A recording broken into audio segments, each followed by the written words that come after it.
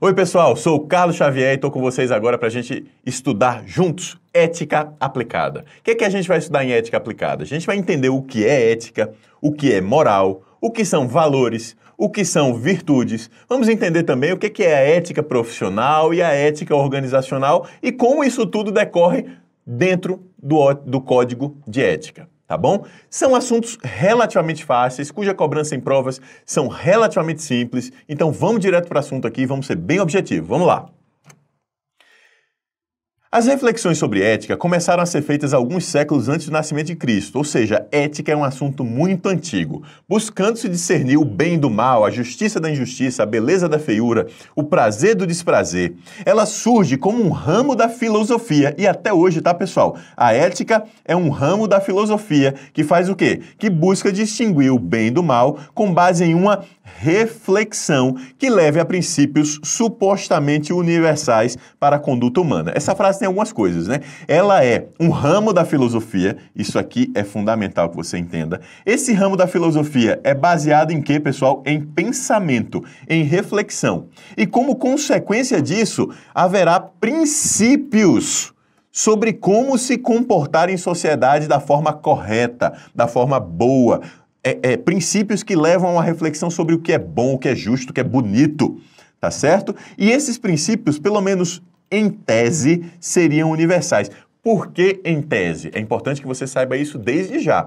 Porque existem vários padrões éticos possíveis. Dependendo dos valores que você utiliza como base para essa reflexão, você chega a consequências de reflexão ética distintas. E aí você pode ter a ética A, a ética B, a ética C. É comum, por exemplo, se falar numa ética judaico-cristã. O pensamento judaico-cristão tem uma ética.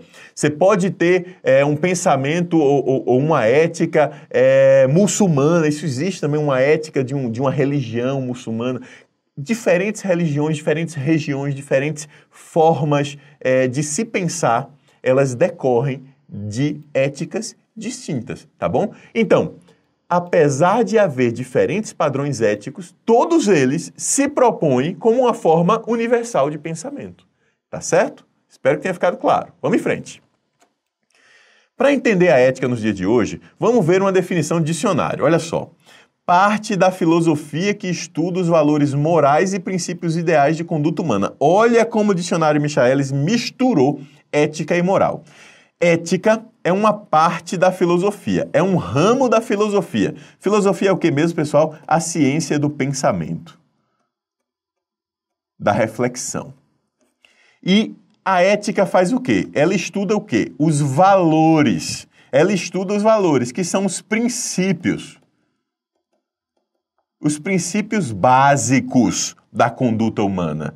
E aí ela fala em valores morais. Ela mistura ética e moralidade porque os valores morais decorrem da própria ética. A moralidade, que é o conjunto de bons costumes na sociedade, decorre da ética.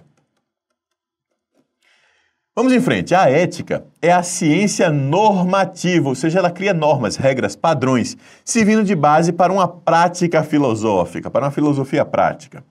Conjunto de princípios morais, mais uma vez misturou as questões aqui no dicionário, que devem ser que se devem observar no exercício de uma profissão. É a deontologia, é o conjunto de princípios éticos de uma profissão. É a ética, já devem ter ouvido falar, né, pessoal? Ética profissional.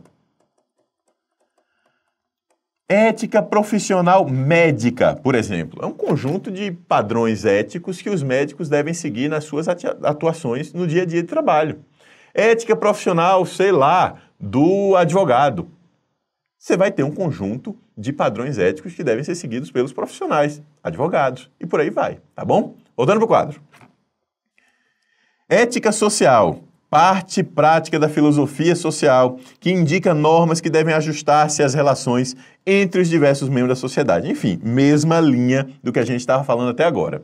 Lacombe, no Dicionário de Negócios, por sua vez, afirma que a ética se refere a princípios, padrões e valores sobre o que é bom e é mal, o que é certo, o que é errado, o que se espera das pessoas em termos de condutas, estabelecendo assim padrões de conduta e de julgamento moral. Olha que interessante, mais uma relação aqui entre ética e moral. A ética estabelece padrões.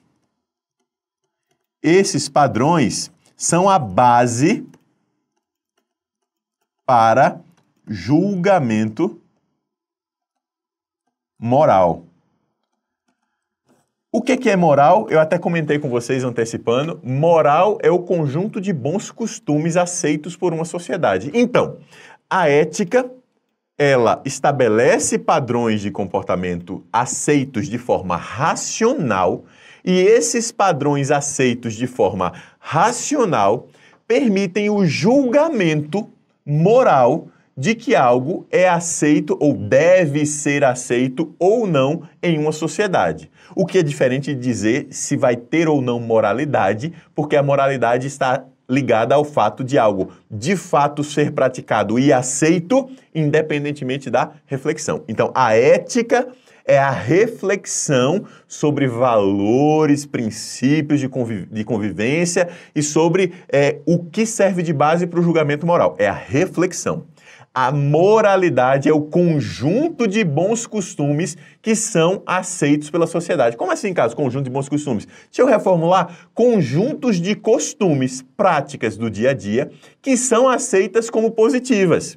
Isso aí decorre da ética, mas é separado. Moral é prática no dia a dia. Ética é reflexão teórica sobre o que é melhor e o que é pior, tá certo? Voltando para o quadro. Uma segunda definição aqui, obrigações e deveres que governam a ação individual. Também uma visão de ética de Lacombe. É possível perceber, assim, que princípios éticos terminam sendo responsáveis por discernir o certo do errado com base em reflexões. É a base do que a gente viu até agora. Isso é diferente de moral. Agora a gente fala de moral, que nada mais é do que a prática. Eu aqui, reforçar bem muito para vocês, é a prática de costumes aceitos pela sociedade.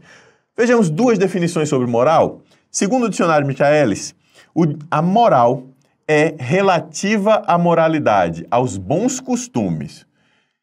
É aquilo que procede conforme a honestidade e justiça. Olha só que interessante. Honestidade e justiça que estão ligadas àquilo que é aceito como costume normal dentro de uma sociedade. Que tem bons costumes. É aquilo favorável aos bons costumes. Isso é moral. Moral é bons costumes. Memorize isso. Segundo Lacombe, no Dicionário de Negócios, moral é o conjunto de princípios e valores que fornece um quadro de referências para determinar o que é certo e a forma como se deve viver, reconhecido pelas pessoas de determinada sociedade. Por quê? Porque a moral é vivida pelas pessoas no dia a dia, enquanto a ética é apenas pensada. Ok? Percebe-se que a moral é reconhecida pelas pessoas com base nos costumes da sociedade onde se vive e não da reflexão intelectual. A ética, por sua vez, decorre das reflexões intelectuais. O que se percebe, então, é que a ética permite o estudo da moral, ao mesmo tempo em que a moral é decorrente da ética. Olha só, ética estuda moral. E moral é decorrente. Na verdade, a ética estuda a moral e a ética, a gente pode dizer que cria também a moral. Por isso, ao criar a moral se torna decorrente da ética. Moral decorre da ética. São essas relações que existem entre moral e ética. Valores, por sua vez, são a base do comportamento das pessoas, servindo como justificativa para suas atitudes e fazendo parte da cultura. São os valores culturais, mas os valores culturais são base do comportamento das pessoas. São, sob outro ponto de vista, preceitos básicos para as relações humanas e reflexão, e pressupõe a existência de múltiplos padrões éticos, sendo diferentes em cada sociedade em decorrência da reflexão realizada. O que se pode observar, então, é que cada sociedade pode ter uma ética distinta com base em diferentes valores. Tem sociedades que valorizam a individualidade. Por quê? Porque depois de um conjunto de reflexões, a sociedade entende que a individualidade é importante. É mais importante do que a coletividade. E aí, a individualidade vira um valor dessa sociedade e base para essa reflexão ética. No outro caso, você teria a coletividade sendo base para uma reflexão ética e base também para um convívio social, base para uma certa moralidade. O que você vê é o seguinte, é que esses valores, só esses dois que eu peguei, individualidade ou coletividade, eles podem ser mais fortes um do que o outro, né? Individualidade mais forte que a coletividade ou coletividade mais forte que a individualidade. Em cada caso, a ética será diferente, porque o padrão ético que acha que a individualidade é mais importante segue uma linha de pensamento. O padrão ético que acha que a coletividade é mais importante segue outra linha de pensamento. Os valores, então, pressupõem a existência de mais de um padrão ético. Olha que interessante. Ao mesmo tempo que a ética tenta colocar princípios básicos de vivência em sociedade que deveriam, em tese, ser universais. Parece ser contraditório, mas não é. Existem múltiplos padrões éticos, mas cada padrão ético se assume como universal. Tá bom? Em frente. Virtudes, por outro modo, são comportamentos moralmente aceitos. Então, ética e moral são ligadas, valores são ligados à ética e virtudes são ligados à moral. Vamos ver aqui no quadro? Ética. Relativa aos princípios adquiridos pela reflexão intelectual, o indivíduo se impõe por meio de seus valores. É mais abrangente que a moral e tende a ser universal. Moral. Relativa aos costumes adquiridos pelo indivíduo na sociedade onde vive. É mais aberta à mudança do que a ética, relativa a práticas culturais e é imposta pela sociedade ao indivíduo. Decorre da ética. Valores são princípios básicos para a reflexão ética e a decisão sobre qual ética seguir. Estão nos indivíduos e também nas sociedades, e as virtudes são os comportamentos considerados positivos, são os comportamentos justos dentro de uma moralidade de uma sociedade. Tá bom? Nesse contexto, a gente começa a falar sobre ética profissional aplicada às organizações. O que é ética profissional? Terminou que eu já adiantei um pouco para vocês. A ética profissional tem relação com a forma de tratamento profissional entre as pessoas de um determinado contexto organizacional e profissional. É a ética de um profissional médico, a ética de um profissional advogado, como eu falei para vocês. A ética profissional é como a pessoa ocupante daquela profissão específica deve se comportar diante de determinados conflitos, posições, decisões, zonas cinzentas, aquelas decisões do dia a dia que muitas vezes você não sabe se vai ser melhor seguir pelo caminho A ou pelo caminho B, porque o caminho A tem vantagens e desvantagens, o caminho B também tem vantagens e desvantagens e qual é o certo? Às vezes você é colocado diante de decisões que não é tão claro o que é certo e o que é errado. Nesse caso, a ética ela se torna importante e no caso que essas decisões se apresentam no contexto profissional, a ética profissional se torna fundamental. Vamos para o quadro. Ética organizacional, por sua vez, está ligada à forma da organização como um todo lidar com a ética dentro e fora de seus limites, considerando os diferentes stakeholders. O que são stakeholders? São as partes impactadas pelos negócios da organização. Nesse caso, a ética organizacional inclui uma reflexão e o estabelecimento de um código de ética para que a organização tenha clareza nas normas gerais de como ela vai se relacionar com seus clientes, fornecedores, parceiros, governo, sociedade, comunidade, até mesmo concorrentes. Tem código de ética que fala até de concorrentes, pessoal. Como se relacionar com a concorrência de forma ética, tá certo? Voltando para o quadro. As organizações gerenciam a ética com base nos códigos de ética, que eu já terminei adiantando para vocês, que são conjuntos de normas de conduta que procuram oferecer diretrizes para as decisões e estabelecer a diferença entre aquilo que é considerado certo e aquilo que é considerado errado dentro do trabalho da organização. Eles oferecem princípios básicos para que a organização possa lidar com o seu dia a dia, em especial nessas zonas cinzentas. Zonas cinzentas, por exemplo, quando um gerente tem um produto para oferecer para o cliente, esse produto atende às necessidades do cliente, mas não ajuda a bater as metas da organização. E ele tem um segundo produto que pode oferecer ao cliente, que dificilmente vai atender às necessidades do cliente, mas que ajuda fortemente a atingir as metas da organização, metas de rentabilidade. O gerente fica numa posição complicada. Ou favorece o cliente, entregando ao cliente um produto que serve para ele, mas que não ajuda a organização a ter rentabilidade, ou oferece ao cliente um produto que ajuda muito a organização a ter rentabilidade, mas não atende às necessidades do cliente. Olha que dificuldade. Eu favoreço a organização para quem eu trabalho ou eu favoreço o cliente que eu estou atendendo? É aquela velha história que dizem sobre gerente de banco, né? O gerente de banco trabalha para quem? Para o cliente ou para o banco? Complicada, delicada a situação de um gerente de banco. Situação de gerente de banco vendendo título de capitalização, né? Muita gente não quer título de capitalização e às vezes, não, isso aqui vai ser para você, vai servir como se fosse um bom investimento. Mas não é. Não é, todo mundo sabe que não é. Isso aí é caso clássico.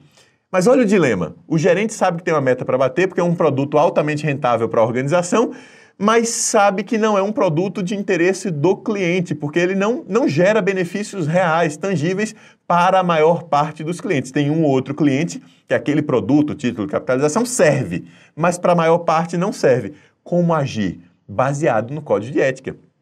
Se o código de ética disser, no atendimento aos clientes é importante que se considere sempre a necessidade do cliente ao ofertar produtos e serviços. Nunca ofertando produtos e serviços que são desnecessários para o cliente. Nunca enganando um cliente. Nunca omitindo informações sobre o produto ou serviço de modo a ludibriar o cliente. Se o código de ética diz isso, coloca o atendimento às necessidades do cliente acima de outras coisas, aí você tem. Na hora de tomar essa decisão, que é numa zona cinzenta, você tem clareza.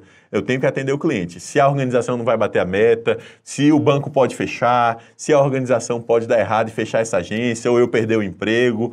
Enfim, tudo isso pode acontecer, tudo isso é ruim, mas o certo, segundo a ética que foi pensada para a organização onde eu trabalho, o certo é atender o cliente de acordo com as necessidades que ele realmente tem. Aí você segue em frente e atende o cliente com base nas necessidades que ele realmente tem, tá bom? Para isso que serve um código de ética, para ajudar nesse tipo de tomada de decisão, tá bom? Voltando para o quadro. Sobre esse mesmo assunto, código de ética, o Chavenato aponta que as organizações devem comunicar o seu código de ética a todos os seus parceiros, isto é, pessoas de dentro e fora da organização. Por quê? Porque comunicando o código de ética, todos os envolvidos sabem claramente qual é o padrão de comportamento a ser esperado daquela organização. Se você comunica o seu código de ética para os clientes sabem que na hora dessa zona cinzenta, você vai optar pelo cliente. Você comunica para os fornecedores, para os parceiros, para o governo e etc. Fica claro para todo mundo qual é o tipo de comportamento que a organização e os seus funcionários terão no dia a dia diante de conflitos éticos. Tá certo? Voltando para o quadro. As organizações devem cobrar continuamente comportamentos éticos de seus parceiros pelo respeito a seus valores básicos ou adotando práticas transparentes de negócio. Bem, pessoal, é isso aí. Com isso a gente encerra essa discussão de ética aplicada, ética moral, valores, virtudes, ética profissional, ética organizacional e uma visão ampla, geral, sobre o que são os códigos de ética. Quer saber mais? Vai lá no PDF. Vale muito a pena estudar esse assunto também pelo PDF para reforçar a aprendizagem e poder acertar as questões na hora da prova, conseguindo a tão sonhada aprovação. É para isso que eu estou aqui e eu tenho certeza que é para isso que você está aí. Tá bom? Até a próxima então e muito sucesso. Tchau, tchau.